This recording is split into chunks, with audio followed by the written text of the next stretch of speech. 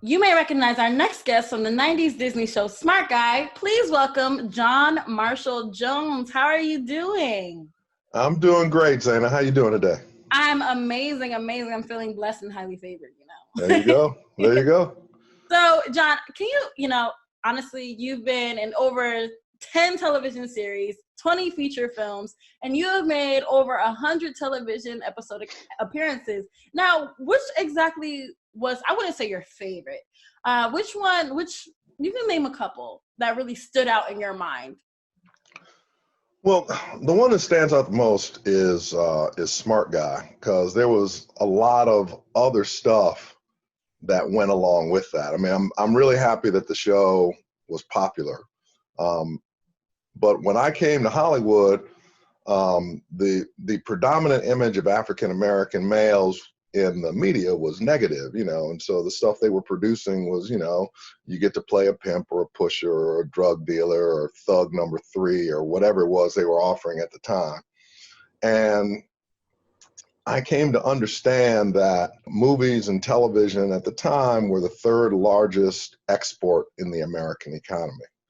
And so those images were being exported around the world, and people around the world were seeing them and being affected by them, and not just white people or European people being affected by the idea of how Black people are here, but also there are people in the African diaspora all over the world, not just Africa, but there's a huge number of African descendants, Afro-Europeans, just like there are African Americans, and all through the Caribbean and all through South America. And so those images, and they're taking our lead as African Americans to lead what the image is of people in the African diaspora across the world.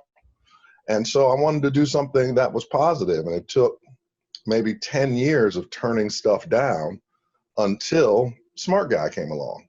And then Smart Guy was everything that I wanted to export around the world. It was WB's #1 show, and managed to get canceled and then picked up by Disney and became Disney's #1 show worldwide. And it still plays in many, but played in up to 175 countries. And recently I went to the Cannes Film Festival, and it had played in France, in Paris, like 5 days a week at 5 p.m. for years. I mean, it literally played all over the world. And when I got to the Cannes Film Festival, the young brothers there treated me like I was Denzel Washington. They literally couldn't believe I was there, and it was free everything, and can I get an autograph, and let me take a picture with you. And it was at that point that I realized the worldwide impact of this show on a generation that's now in their 30s. They're now grown people, but all over the world, young men and young women saw my character, Floyd Henderson, as the father that they didn't have at home. And they took those lessons from that show and applied it to their lives. And honestly, I can't think of a greater honor than to have gone into what is truly a marketplace of ideas, and to have this idea of African American genius not only be exported all over the world, but be accepted by millions of young African Americans and then expressed in their lives right now. So I think it's one of the most impactful shows of the last 20 years as far as our people are concerned. And I'm really, really happy to have been a part of it. Yes, I'm sure you could tell. I'm pretty young. I'm not pretty young, but I grew up on Smart Guy, There you go. I absolutely loved your character. I loved the entire show. I think in the 90s, there was this movement where they wanted to, or a lot of shows, at least, not all, but a lot of shows wanted to create a different view of Black people. And I think Smart Guy was definitely, as you said, one of those shows that definitely made people see a different side of the Black family. So I commend you and the rest of the team of Smart Guy for that. So John, you are in a new drama series called Paradise Lost. Let's talk about that. Paradise Lost is a Southern Gothic drama. It is set in a small kind of mysterious town in rural Mississippi. And you know, when you get down there in the deep rural South, all kinds of stuff can be going on that nobody will know about unless you actually live in that town. They're not going to talk to you, but they talk all day to each other. So everybody in the town kind of knows what's happening. But at the same time, they're not going to admit it to anybody else, especially when it's dirty, which is what's going on in this town.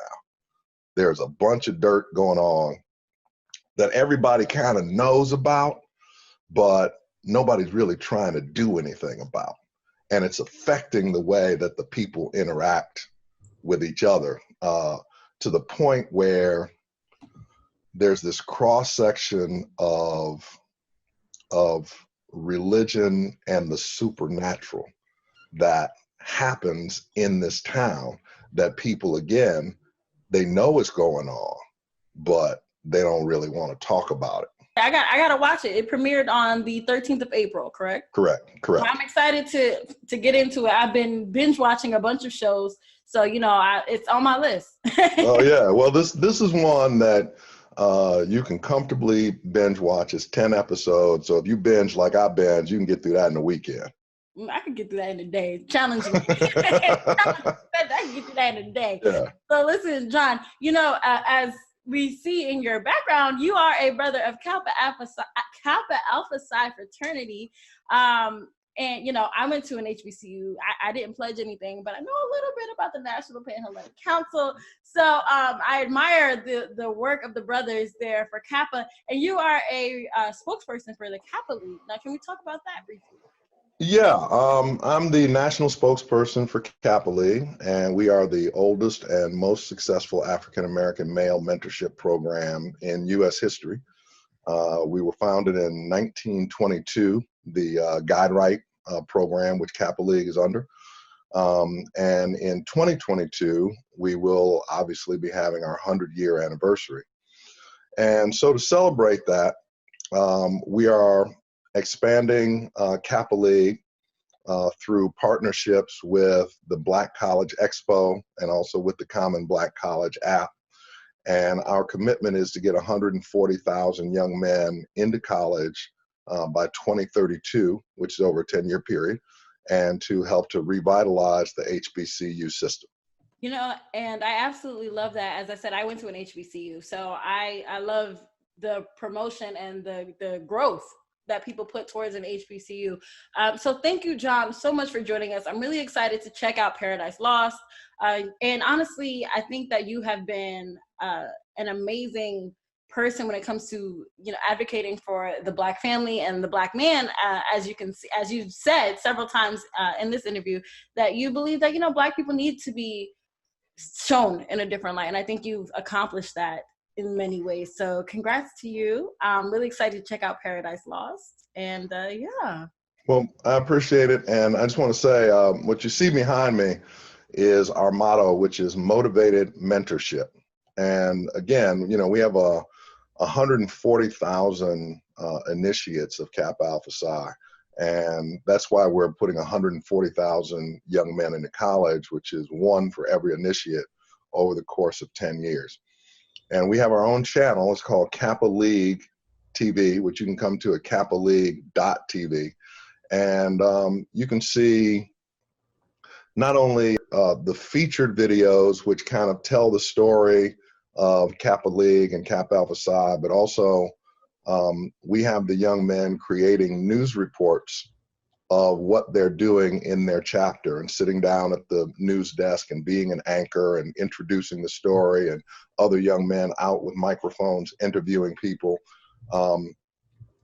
because it is important for young Black men to feel empowered to tell their own story and to have power over the narrative of who they are. Absolutely. So that's what I'm really focused on right now. Yes, I love all of that. Well, thank you so much, John. We're definitely going to put a link down, and we're going to make sure that people go ahead and check out Kappa League. Thank you so much for joining us. Okay. Thank you, Zaina.